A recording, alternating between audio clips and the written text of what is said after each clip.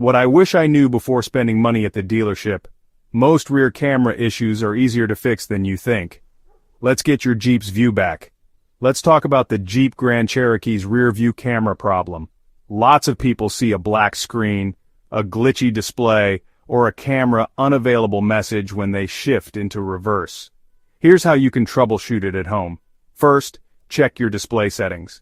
Sometimes, the camera view is turned off by mistake.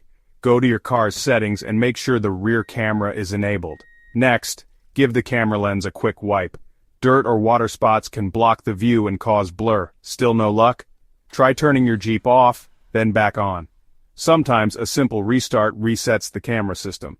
If it's still not working, check the wiring near your rear camera. Look for loose or damaged wires. Only do this if you feel comfortable. Otherwise, ask a pro.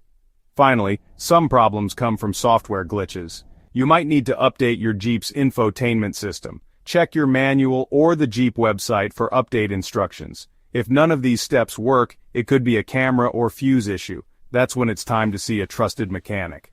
Remember, small camera issues are common and most fixes are quick and simple. Save your money and your nerves by trying these steps first.